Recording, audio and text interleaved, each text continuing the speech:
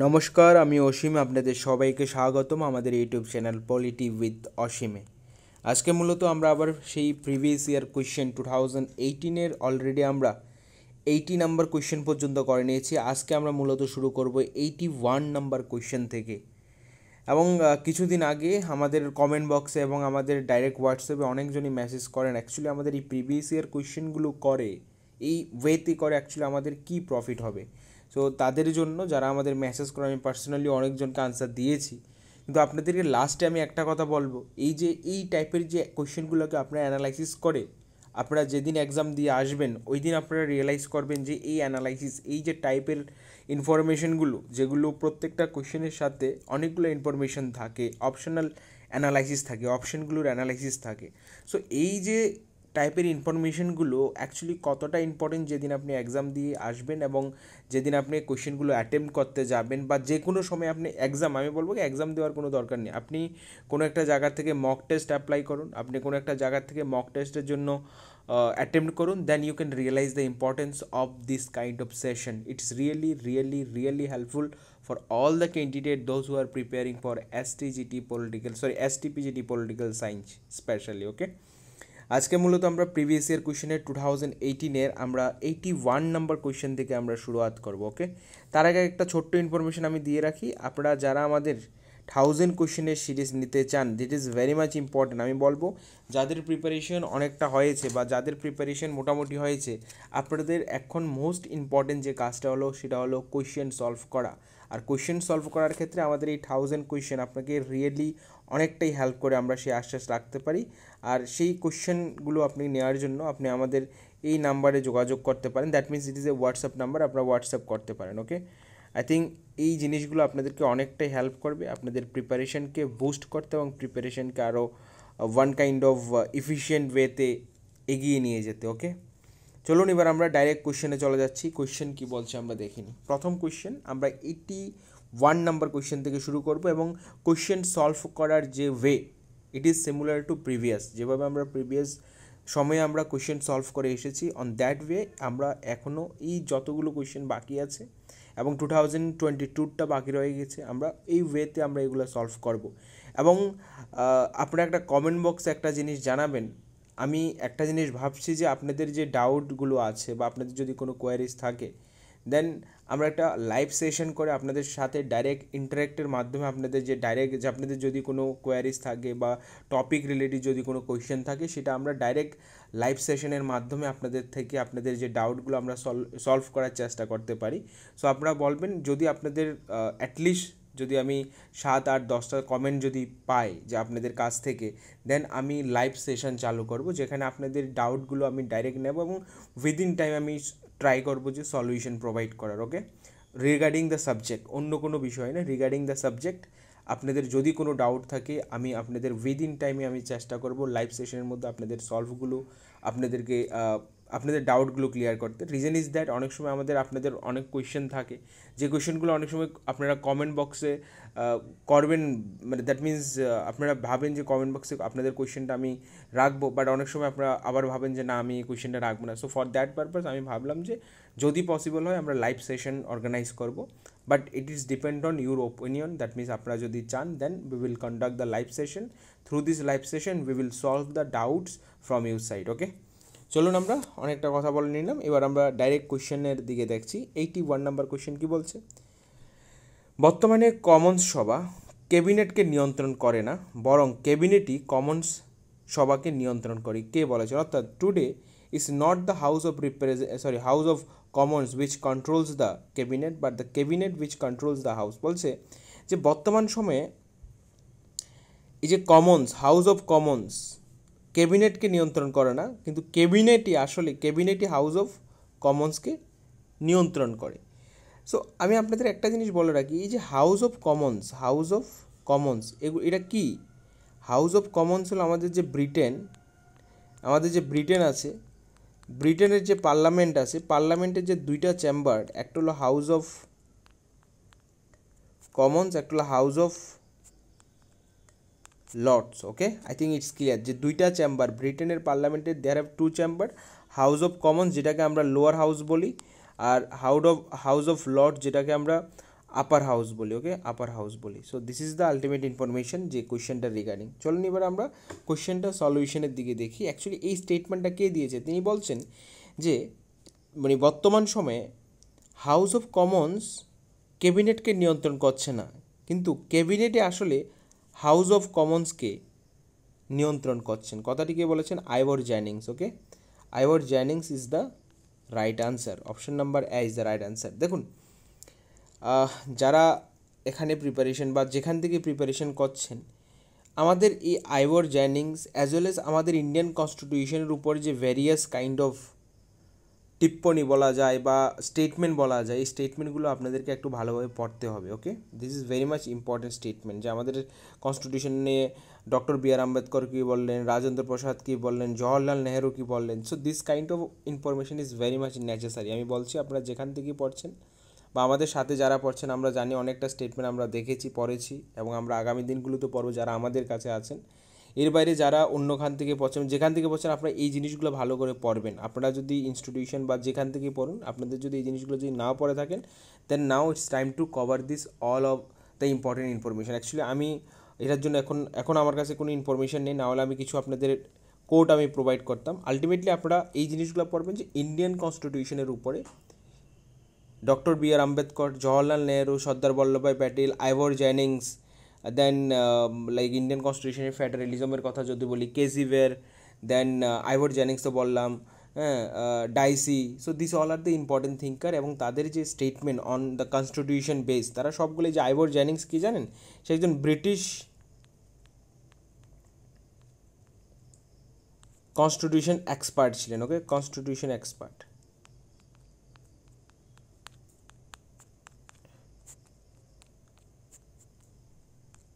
Constitution expert ছিলেন, ওকে, Ivor জ্যানিংস। So আইভর জ্যানিংসের important কিছু statement আছে, তিনি ইন্ডিয়ান কনস্টিটিউশনের উপরে তিনি অনেকগুলো জিনিস বলে গেছেন, আইভর জ্যানিংস, ওকে। সো এই জিনিসগুলো আপনারা পড়ে নেবেন, ওকে। দেন আমরা question number Thomas Paine actually Thomas Paine যদি বলি, এখানে বার্নার্ড শ। দেখুন প্রত্যেকটা থিঙ্কারের অপশান আমি অ্যানালাইসিস করে যদি বার্নার্ড শকে আপনারা রাখবেন কি জানেন? আপনারা আমরা অনেক কোয়েশ্চেনের মধ্যে আমরা আলোচনা করেছি যে সোশ্যালিজম বা সমাজবাদ,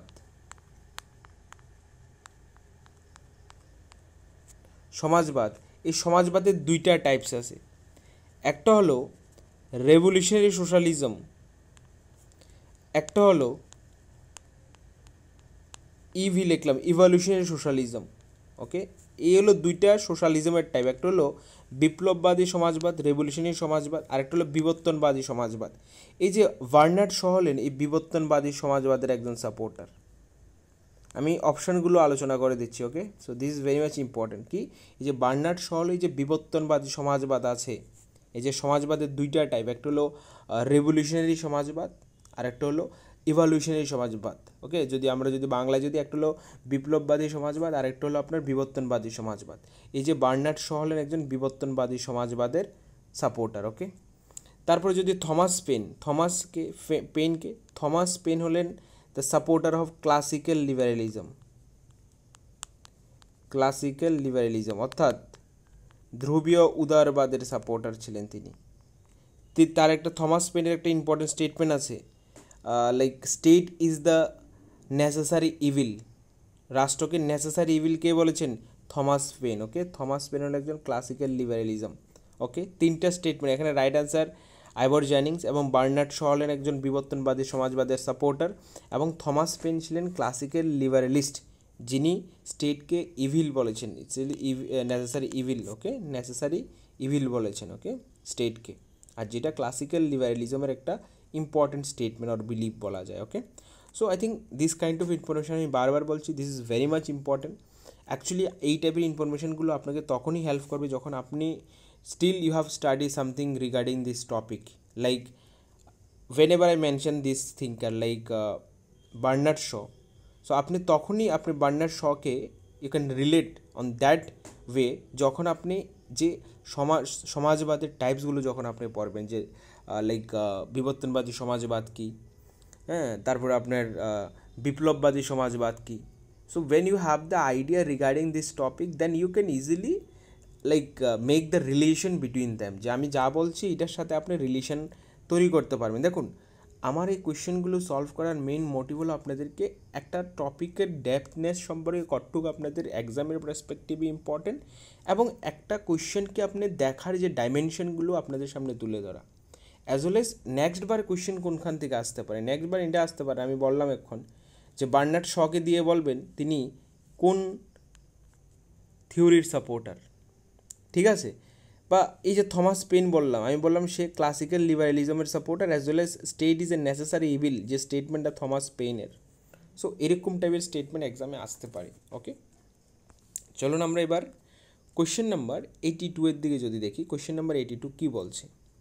according to the France constitution the president of the Republic is elected, অর্থাৎ ফ্রান্সের সংবিধান অনুযায়ী প্রজাতন্ত্রের রাষ্ট্রপতি নির্বাচিত হন। অর্থাৎ ফ্রান্সের প্রেসিডেন্ট, আমরা জানি ফ্রান্সকে নিয়ে আমি যদি কথা বলি, আমরা ফ্রান্সের যে সিস্টেম এটা হলো সেমি প্রেসিডেন্সিয়াল সিস্টেম।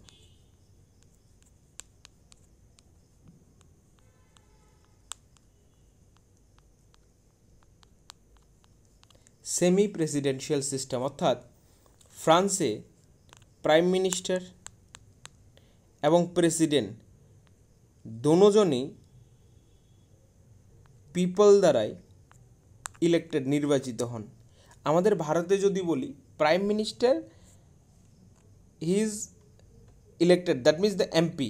অ্যাকচুয়ালি আমরা তো প্রাইম মিনিস্টারের জন্য ভোট দিই না, আমরা দিই হলো এমপির জন্য ভোট দিই। ওকে, এমপির মধ্যে যে পার্টি জিতে ওই পার্টির থেকে একজনকে প্রাইম মিনিস্টার করা হয়, তো আমরা বলতে পারি এমপির ভোট আমরা ডাইরেক্টলি রিপ্রেজেন্ট করি।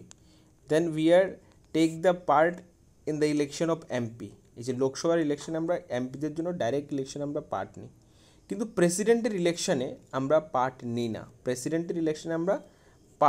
না। কিন্তু ফ্রান্সের ক্ষেত্রে প্রেসিডেন্ট এবং প্রাইম মিনিস্টার দোনোজনকেই মানুষ ইউনিভার্সাল অ্যাডাল্ট ফ্রান্সিসের বেসিসে তারা নির্বাচিত করে। ওকে, সো এক্ষেত্রে কী বলা হয়েছে? President of republic is elected by direct universal suffrage. Okay, অর্থাৎ সার্বজনীন প্রাপ্তবয়স্ক প্রত্যক্ষ ভোটের মাধ্যমে ফ্রান্সের রাষ্ট্রপতি নির্বাচিত হন। ওকে, এবং আমাদের ফ্রান্সের রাষ্ট্রপতি এবং প্রাইম মিনিস্টার, আমি বললাম প্রাইম মিনিস্টার কারণ ফ্রান্সের যে শাসন ব্যবস্থা এটাকে বলে আমরা সেমি প্রেসিডেন্সিয়াল সিস্টেম, অর্থাৎ ফ্রান্সে প্রাইম মিনিস্টার এবং প্রেসিডেন্ট দোনোজনেই নাগরিকদের দ্বারাই, অর্থাৎ সাধারণ মানুষদের দ্বারাই নির্বাচিত হন। দেখুন আমি এখানে একটা ইম্পর্টেন্ট জিনিস বলে দিই আপনাদেরকে, আপনাদের এক্সামের জন্য কী কী পড়তে হবে। আমরা একটা জিনিস আপনাদের কাছে আমরা বলছি যে যে ইউনিট নাম্বার 3 যে আছে, ইউনিট নাম্বার 3-এ মেনলি 4টি কান্ট্রি আছে।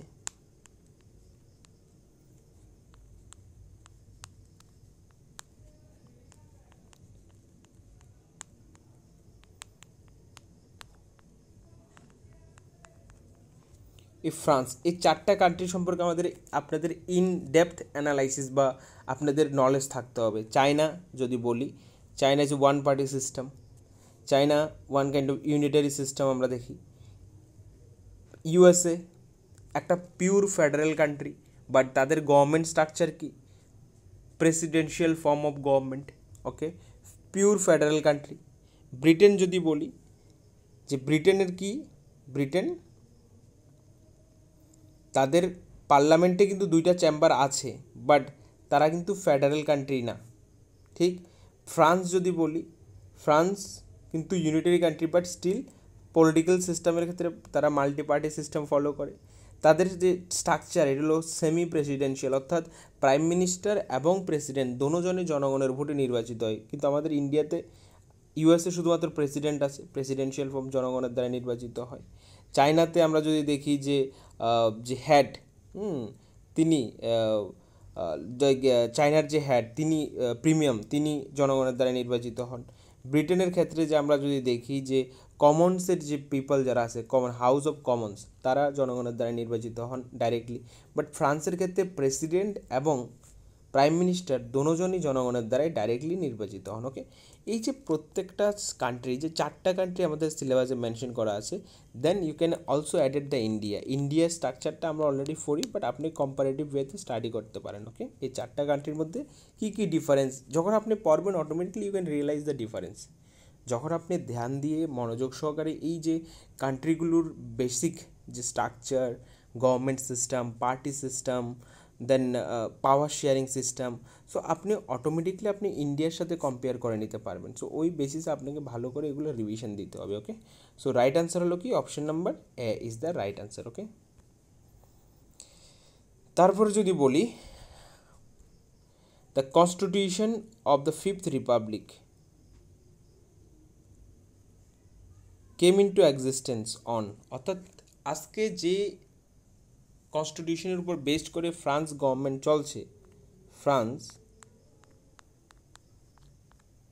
চলছে সেটা হলো 5th রিপাবলিক। 5th রিপাবলিক কবে আসে? 4th October 1958। দেখুন এটা নিয়ে আমি কি আলোচনা করব, দ্যাট মিনস আমরা যদি বলি সেখানে তারা 5th রিপাবলিক, এখন বর্তমানে 5th রিপাবলিক চলছে ফ্রান্সে। ফ্রান্স রেভলিউশন কবে হয়েছে? ফ্রান্স রেভলিউশন হয় আপনার 1789-এ ফ্রান্স রেভলিউশন হয়।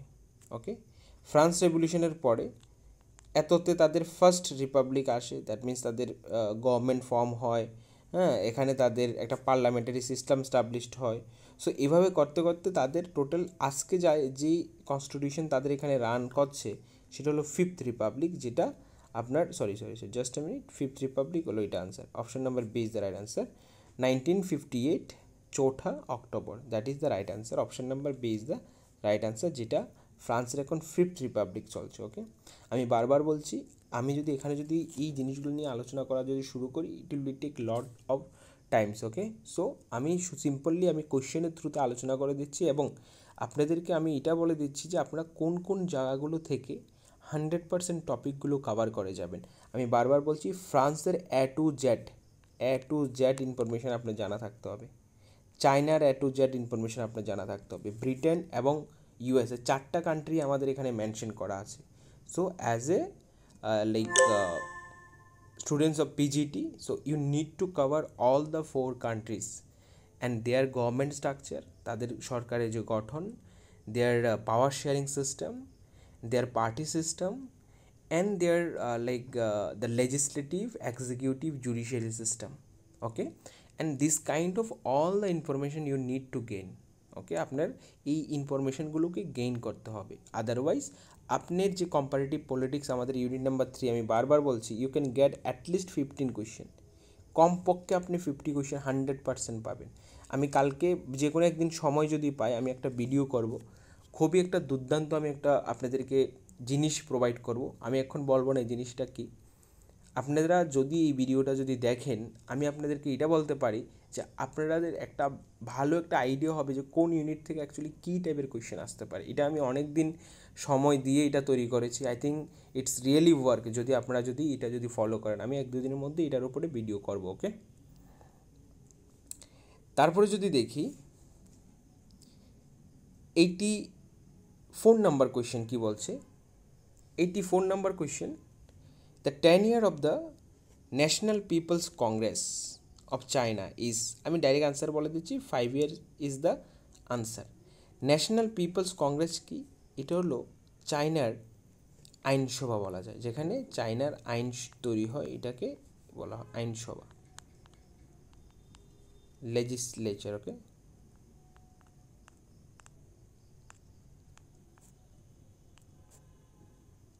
TURE, ওকে, লেজিসলেচার বলা হয়। So this is very much important information and you need to know. আমি আবার বলে দিচ্ছি, চায়না সম্পর্কেও আপনাদের সব ইনফরমেশান জানতে হবে। ইভেন আমি চায়না সম্পর্কে যদি একটু বলে দিই, এখন যে চায়না যে কনস্টিটিউশনের উপর বেসড করে চলছে, সেই কনস্টিটিউশন চায়নাতে 1982-তে তৈরি হয়েছে। ওকে, এই 1982-এর যে কনস্টিটিউশন তৈরি হয়েছে চায়নাতে, এই কনস্টিটিউশনের উপর বেসড করে চায়না এখন ওয়ার্ক করছে। অর্থাৎ চায়না ইন্ডিপেন্ডেন্টের পরে that was the 4th constitution, চায়নার জন্য এটা ছিল 4th কনস্টিটিউশন ছিল এটা। ওকে, দেন আমি যদি বলি 4th কনস্টিটিউশন ছিল চায়নার হিস্ট্রিতে, এর আগে তাদের আরও 3টা কনস্টিটিউশন ছিল। আমি একটা আগের ভিডিওতে বলেছি চায়নার প্রথম কনস্টিটিউশন যদি বলি 1954, দেন সেকেন্ড 1975, দেন থার্ড 1978, আর এখন যে কনস্টিটিউশন চলছে এটা হলো 4th কনস্টিটিউশন চায়নার। ওকে, 4th কনস্টিটিউশন যেটা হলো 1982-তে যে কনস্টিটিউশন তৈরি হয়েছে এই কনস্টিটিউশন হিসেবে চলছে। Okay, China is a single member country, single party system, ঠিক আছে, ইউনিটারি সিস্টেম। সো এগুলো this are the important information regarding the China. Okay, আপনারা ভালো করে এই জিনিসগুলো পড়বেন। দেখুন এখানেও কিছু বলার নেই। PALA ইন চায়না, চায়নাতে একটা পার্টি আছে যেটাকে আমরা বলি পিপলস লিবারেশন আর্মি।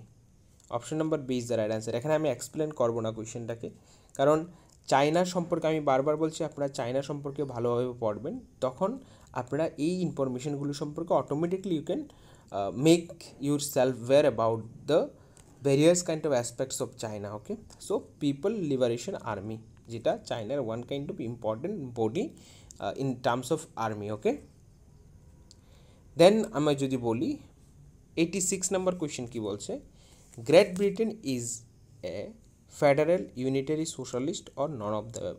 সো আমরা যদি বলি আমাদের দেশ বিশ্বের মধ্যে গ্রেট ব্রিটেন হলো কি একটা ইউনিটারি কান্ট্রি, অর্থাৎ তাদের এখানে সেপারেশন অফ পাওয়ারটা আমরা দেখি না, ঠিক, ইউনিটারি কান্ট্রি, বাট তাদের যে লেজিসলেটিভ কিন্তু বাইক্যামেরাল, এটা মনে রাখবেন, বাইক্যামেরাল তাদের লেজিসলেটিভ।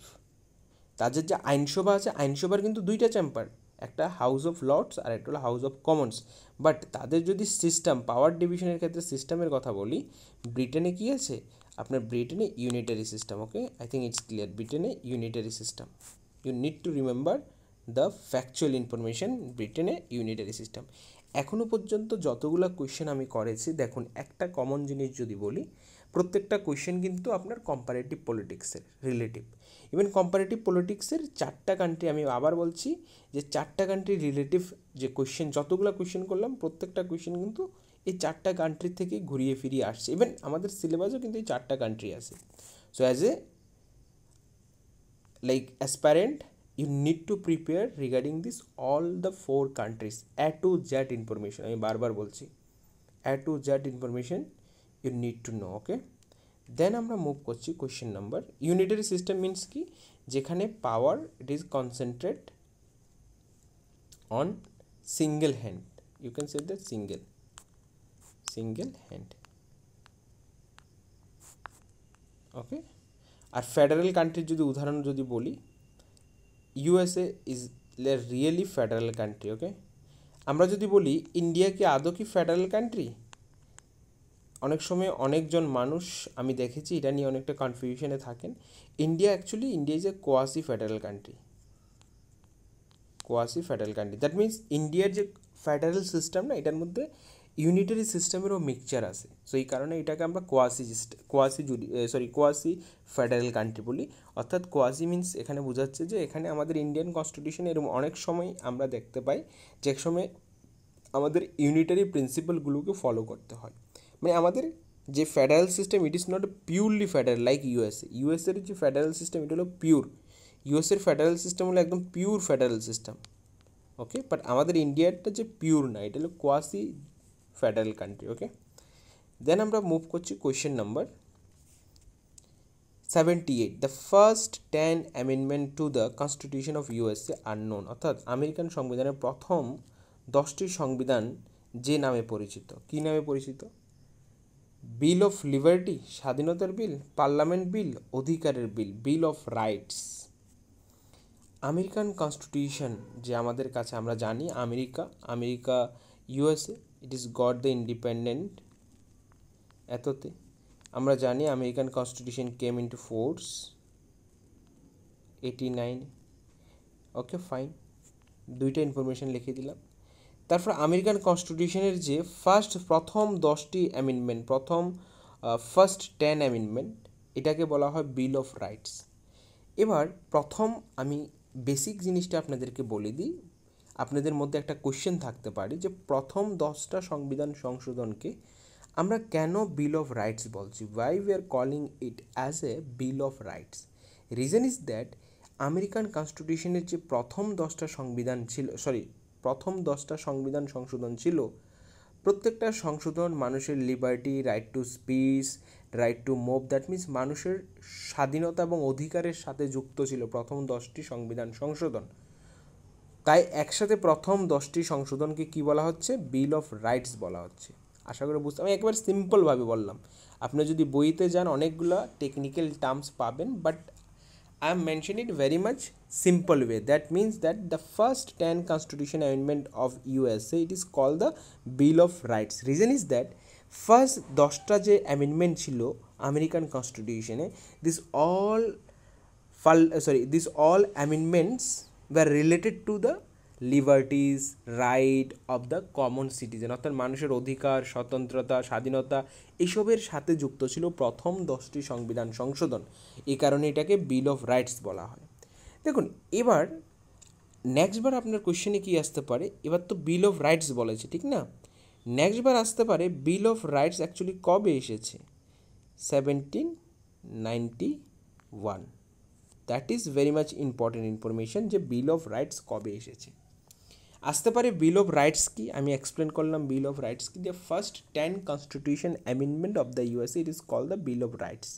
রিজন ইজ দ্যাট এই যে প্রথম 10টা সংবিধান সংশোধন ছিল, this all were the related to the liberty, freedom, স্বতন্ত্রতা, স্বাধীনতা, এইসব জিনিসগুলোর সাথে যুক্ত ছিল মানুষের, সাধারণ মানুষের।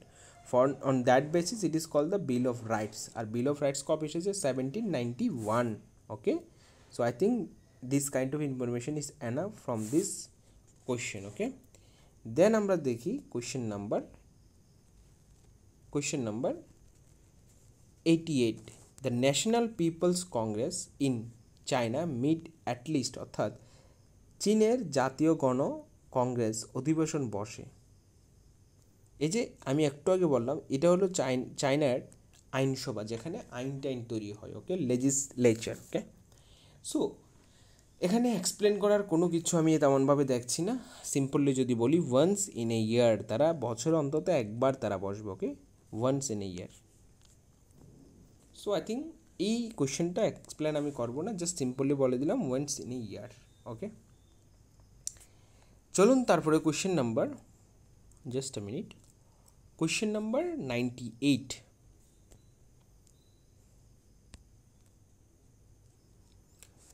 কোয়েশ্চেন নাম্বার 89 বলছে 27th amendment to the constitution of America took place.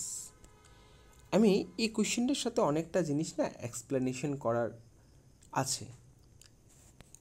আমি যদি দেখি আমেরিকান কথা যদি বলি, ইউএসের কথা আমি প্রথমে মেনশন করেছি, ইউএসের কনস্টিটিউশন কেম ইনটু ফোর্স 1789। 1789 থেকে আজ পর্যন্ত এই ইয়ার যদি আমি ধরি, extremely sorry for that kind of sound. Okay, কিচ্ছু করার নেই। অ্যাকচুয়ালি রাতের বেলা ভিডিওগুলো আমি করি বসে বসে, সো অনেক সময় আই ডোন্ট নো যে অ্যাকচুয়ালি এত রাত্রেবেলা বাজি কি ফুটানো কি like it is necessary or not, but I don't think that why are people doing this kind of things. Actually এটা বোঝার বাইরে। ওকে, সো দেখুন, রিজন ইজ দ্যাট, কেন আমি কথাটা বলছি, রাতের বেলা এখন অ্যাটলিস্ট অনেকটা সময় হয়ে গেছে, সো অনেক বাড়িতে অনেক বয়স্ক লোক আছে, হয়তো বা ঘুমাচ্ছে, লাইক দেয়ার এজ, তাদের বয়স মেবি 17-60 ইয়ার্স অ্যাবাভ। সো তাদের জন্য এই সাডেনলি সাউন্ডটা অ্যাকচুয়ালি কতটুক অ্যাফেক্টেড করবে, অ্যাকচুয়ালি যারা এই জিনিসগুলো করছে, আই থিঙ্ক তারা হয়তো বা এই জিনিসগুলো তারা বুঝে না, নাকি বুঝেও তারা বুঝতে চায় না। আমি ঠিক বুঝি না এই জিনিসগুলো, কারণ এখন যে সময় হচ্ছে, এখন আমার কাছে মনে হয় না যে এত একটা সাউন্ড বাজি ফুটানোর কোনো প্রয়োজন আছে। চলুন এগুলো এইভাবেই চলবে। সো আমরা আমাদের ক্লাসে আবার ধ্যান দিচ্ছি। ওকে, আমরা যে ইউএসের কনস্টিটিউশন এফেক্টে এসেছে 1789। ওকে, 1789 থেকে আজ 2025 এখনও পর্যন্ত ইউএসের কনস্টিটিউশন অনলি 27 বার সংশোধন হয়েছে, অর্থাৎ অ্যামেন্ডমেন্ট হয়েছে। আশা করি প্রথম জিনিসটা আমি আপনাদেরকে বোঝাতে পারলাম। ইউএসের কনস্টিটিউশন যে সময় থেকে লাগু হয়েছে আজকে পর্যন্ত অনলি 27 টাইমস এটা অ্যামেন্ডমেন্ট হয়েছে। তো আমি ছোট্ট করে ফার্স্ট আমি এটা আনসারটা বলে দিই। আনসারটা হলো 1992। লাস্ট কনস্টিটিউশন অ্যামেন্ডমেন্ট অ্যাক্ট ইউএসএতে 1992তে হয়েছে, যেটা 27th constitution amendment act. Fine. এবার আমি আপনাদের কিছু জিনিস বলে রাখি। ইউএসের যে কনস্টিটিউশন এটা অনেকটা রিজিড কনস্টিটিউশন, কঠিন।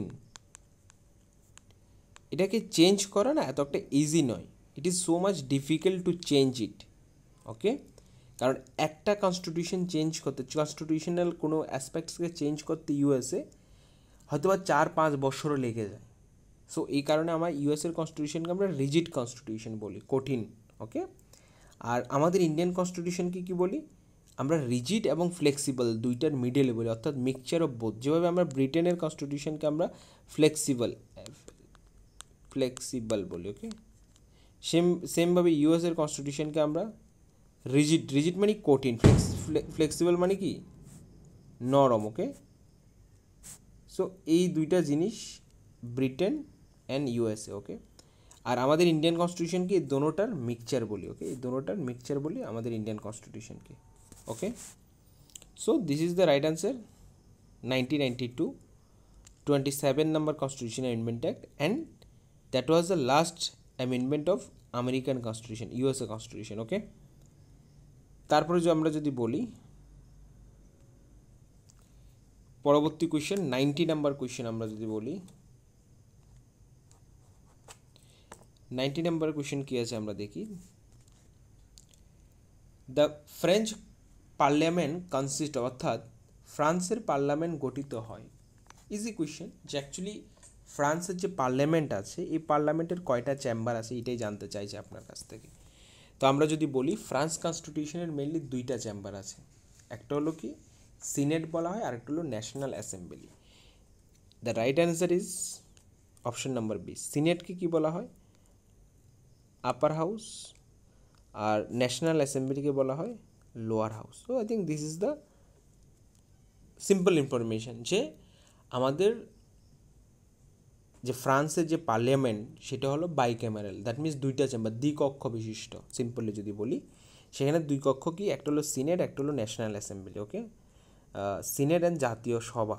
ওকে, এই দুইটা নিয়ে মেনলি ফ্রান্সের পার্লামেন্ট গঠিত। ওকে, আমি একটু আগে বললাম ফ্রান্স হলো একটা সেমি প্রেসিডেন্সিয়াল গভর্নমেন্ট, যেখানে আমাদের প্রেসিডেন্ট এবং প্রাইম মিনিস্টার দোনোজনেরই মধ্যে এক্সিকিউটিভ অর্থাৎ শাসন বিভাগীয় যে ক্ষমতাটা ডিভাইড করা। এবং ফ্রান্সে আমরা জানি সেপারেশন অফ পাওয়ার, আমরা বলেছি আগে একটা মেবি এর আগের ভিডিওটার মধ্যে আমি কোয়েশ্চেনের মধ্যে বলেছিলাম যে ফ্রান্সে সেপারেশন অফ পাওয়ার ফলো করা হয়, ঠিক আছে।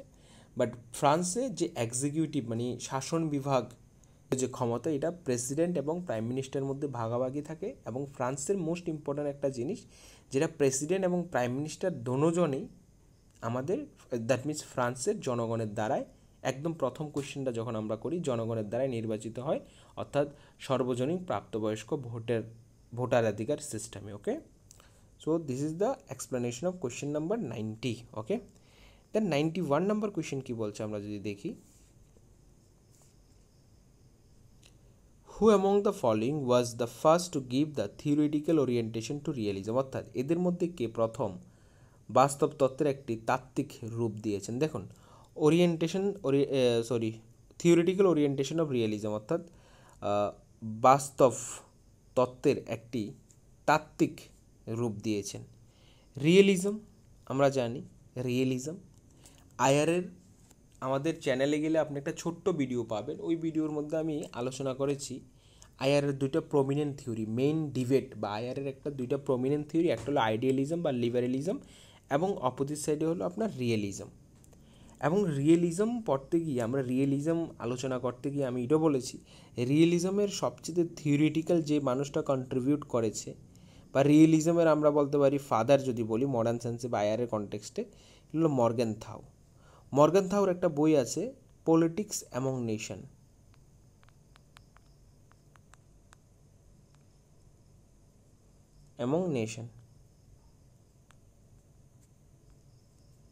এই বইটা তিনি লিখেন 1948, ওকে, পলিটিক্স অ্যামং নেশন। এই বইটার মধ্যে তিনি থিওরিটিক্যাল পার্সপেক্টিভ দিয়েছেন কী সম্পর্কে? আইআরের পার্সপেক্টিভে, একে বাস্তব তত্ত্বের মূল যে থিওরিটিক্যাল কনটেক্সট তিনি দিয়েছেন।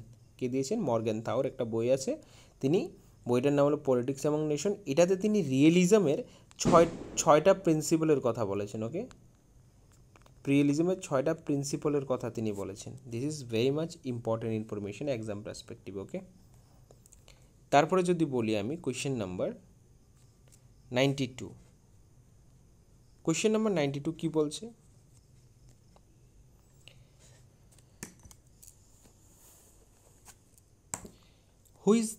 হু is regarded as the father of non alliance movement, okay, কে জোট নিরপেক্ষ আন্দোলনের জনক হিসেবে আখ্যায়িত হয়েছেন? অর্থাৎ আমরা জানি নন অ্যালাইন্সমেন্ট মুভমেন্ট বান্দুং কনফারেন্সের থেকে শুরুয়াত হয়েছে এবং তার আলটিমেটলি যে ফার্স্ট সাবমিট যদি বলি আমরা বেলগ্রেড হয়েছে, ওকে, বেলগ্রেড হয়েছে এটা, সরি, বান্দুং কনফারেন্সে এটা শুরুয়াত হয়েছে নন অ্যালায়েন্স মুভমেন্টের। ইয়ার যদি বলি 1955। তারপর এটার ফার্স্ট যে মিটিং বা ফার্স্ট যে সেশন হয়েছে 1961-এ বেলগ্রেডে হয়েছে, ওকে। সো আমরা যদি বলি এখানে রাইট অ্যান্সার কী হবে? রাইট অ্যান্সার হবে জওহরলাল নেহরু, ওকে। আপনি নন অ্যালাইন্সমেন্ট মুভমেন্ট যদি বলি, আজকে ইউনাইটেড নেশনের পরে সবচেয়ে বৃহৎ আন্তঃরাষ্ট্রীয় একটা অর্গানাইজেশন যদি হয় সেটা হলো আপনার নেম, বিকজ নেমের যে কান্ট্রি মেম্বার সেটা আজকে 120 মেম্বার্স আর দেয়ার, ওকে। আর এই নন অ্যালাইন্সমেন্ট মুভমেন্ট এটা কী ছিল আমরা সবাই জানি, আমাদের কোল্ড ওয়ারের সময় যে world it was divided into two part almost, আমরা বলতে পারি একটা হলো ক্যাপিটালিস্ট গ্রুপ, একটা হলো সোশ্যালিস্ট গ্রুপ। এর মিডলে কিছু কান্ট্রি ওই সময় যারা ইন্ডিপেন্ডেন্ট হয়েছে, like few like underdeveloped country, they got the independent in Asia, Africa, Latin America. So ওই কান্ট্রিগুলো they were decided that we will not join with any like alliance or any group of the world politics. The world politics during that time it was divided into two main major power, socialism and capitalism. So the non-alignment movement leader, they were decided that we will not join with any particular country, we will lead our foreign policy in a very independent way. So for that purpose যে আমরা আমাদের foreign policy আমরা independent ওয়েতে control করবো, for that purpose they were form the name, okay, name non alliance movement, okay. So এর main যে leader Jawaharlal Nehru, okay. So Jawaharlal Nehru is the right answer. WTO, world trade organisation, world trade organisation আমরা যদি দেখি, world trade organisation was established in the ইয়ার, একেবারে simple question জিজ্ঞেস করেছে, world trade organisation কবে established হয়েছে? সো আমরা যদি বলি ওয়ার্ল্ড ট্রেড অর্গানাইজেশন স্টাবলিশড হয়েছে 1995-এ, 1995 দ্যাট ওয়াজ দ্য ইয়ার যে সময় আমাদের ওয়ার্ল্ড ট্রেড অর্গানাইজেশন স্টাবলিশড হয়েছে। কিন্তু আমাদের কিছু ইম্পর্টেন্ট ইনফরমেশন এখান থেকে জানতে হবে, যে ওয়ার্ল্ড ট্রেড অর্গানাইজেশনের কিছু important information we need to no. যে ওয়ার্ল্ড ট্রেড অর্গানাইজেশন আমরা পাচ্ছি, এটার যদি বলি আমি হেডকোয়ার্টার হলো জেনেভা,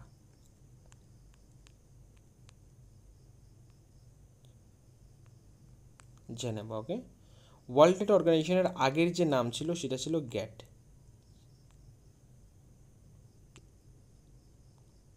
জেনারেল এগ্রিমেন্ট, ফুল ফর্মটা একটু দেখে নেবেন, general agreement tariff and trade maybe, okay. So এটার আগের বিভিন্নভাবে কোয়েশ্চেন আসতে পারে যে এই যে অর্গানাইজেশনটা কী অর্গানাইজেশন, এই যে আমি বললাম যে জেনেভা, এই যে WTO, ডিও কবে স্টাবলিশড হলো, WTOর আগের নাম কী ছিল, হেডকোয়ার্টার কী। So this all are the important information.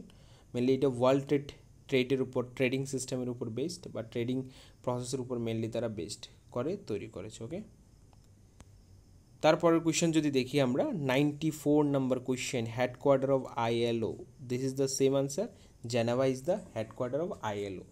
ILO কি? ইন্টারন্যাশনাল লেবার অর্গানাইজেশন, কি? International labour organisation, okay. International labour organisation is the right answer, যেখানে ILOর যে ফুল ফর্ম, ওকে। সো ILOর ফুল ফর্ম হলো আপনার ইন্টারন্যাশনাল লেবার অর্গানাইজেশন।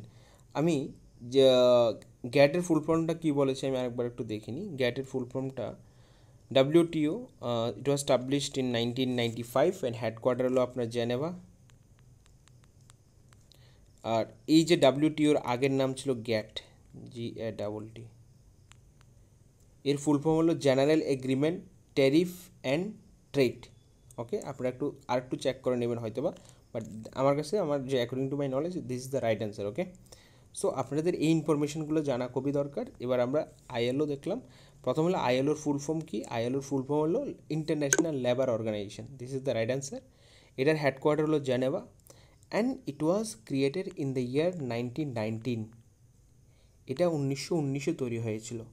আর এই যে ILO, it was the specialised organisation of league of nation. আমরা জানি লিগ অফ নেশন 1920-তে স্টাবলিশড হয়েছিল। এই লিগ অফ নেশনের একটা স্পেশালাইজড অর্গানাইজেশন ছিল ILO. Okay, and ILO it was established in 1919। এবং যখন আইএলও ক্যান্সেল হয়, that means league of nation change হয়ে ইউএনও তৈরি হয়, তখন এই আইএলওকে আবার ইউএনের স্পেশাল অর্গানাইজেশন হিসেবেও স্টাবলিশড করা হয় 1946-এ। আশা করি আমি আপনাদের ইনফরমেশনগুলো বুঝাতে পারলাম। আমি আবার রিকেপ করে দিচ্ছি, আজকের দিনের এটাই লাস্ট কোয়েশ্চেন, আমি আবার রিকেপ করে দিচ্ছি। প্রথম হলো আইএলওর ফুল ফর্ম কি? International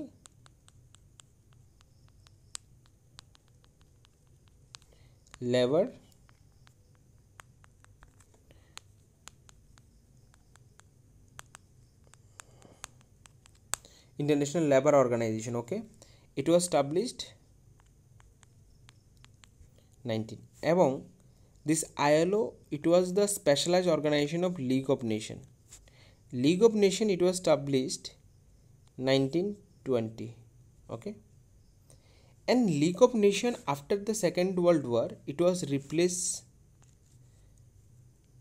and now it's called the UNO. UNO যখন স্টাবলিশড হলো, সেই আইএলওকে আবার ইউএনওর একটা স্পেশালাইজ অর্গানাইজেশন করা হয়। বুঝাতে পারলাম যে ইনফরমেশনগুলো স্টিল যখন ইউএনও স্টাবলিশড হয়, ইউএনও অ্যাগেন এই আইএলওকে ইউএনওর স্পেশালাইজ অর্গানাইজেশন করা হয়। কবে করা হয়? 1946-এ। অনেকগুলো ইনফরমেশন আমি একটা ভিডিওর থ্রুতে, একটা কোশ্চেনের থ্রুতে একেবারে যা যা কোশ্চেন আসতে পারে আমি সবগুলো জিনিস আপনাদের সামনে তুলে ধরলাম। ওকে, আবার আমি রিক্যাপ করে দিচ্ছি। ILO international labour organisation it was established 1919। Okay, even 1919 established হওয়ার পরে এটা কিসের আন্ডারে স্টাবলিশড হয়েছিল? League of nation. আমরা জানি প্রথম বিশ্বযুদ্ধের পরে after the first world war there was one organization, international organization, that was the League of Nations.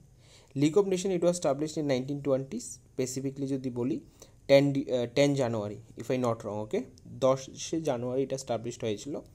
এবং এই লিগ অফ নেশনের one of the most important specialized organization was League of Nations, international labour organisation. কিন্তু পরবর্তীতে যখন league of নেশনটা change হয়ে যায় বা cancel হয়ে আমাদের দ্বিতীয় বিশ্বযুদ্ধের পরে নতুন একটা অর্গানাইজেশন আসে যেটার নাম হলো ইউনাইটেড নেশন অর্গানাইজেশন। যখন এটা 1945-এ এটা তৈরি হয়, 1945 এটা তৈরি হয় league of united nation organisation, লেখাটা পড়ছে না। ওকে, 1945 এটা তৈরি হয়। তখন আইএলওকেও এই ইউএনওর একটা স্পেশালাইজ অর্গানাইজেশন করা হয়। কবে করা হয়? 1946-এ। I think it's clear. Okay, চলুন আজকের জন্য সেশন এখানে আমরা শেষ করছি। পরবর্তীতে আমরা 95 নম্বর কোয়েশ্চেন থেকে শুরুয়াত করব। 95 নম্বর কোয়েশ্চেন থেকে পরবর্তী সেশন আমরা কন্টিনিউ করব। ওকে, তো সবাইকে অসংখ্য ধন্যবাদ সেশন দেখার জন্য, এবং আমরা আশা রাখছি এই সেশনগুলো আপনারা কন্টিনিউয়াসলি দেখবেন। এর পাশাপাশি যে অন্যান্য সেশনগুলো আপনারা কন্টিনিউয়াসলি দেখবেন। আমরা আশা করতে পারি এই সেশনের থ্রুতে আপনাদেরকে অনেকটা হেল্প করবে, যেগুলো আপনাদের এক্সামে প্রপার ওয়েতে অ্যাটেম্প্ট করতে অনেকটাই হেল্প করবে। ওকে, তার পাশাপাশি আপনাদের 1000 কোয়েশ্চেনের জন্য আপনারা কেউ যদি নিতে চান, আমি একেবারে ইনিশিয়াল টাইমে আমি নাম্বার দিয়েছি, হোয়াটসঅ্যাপ নাম্বার, সেখানে আপনারা যোগাযোগ করতে পারেন। Then you can get the 1000 question for practice. Okay, সবাইকে আবারও ধন্যবাদ, সবাই ভালো থাকবেন, নমস্কার।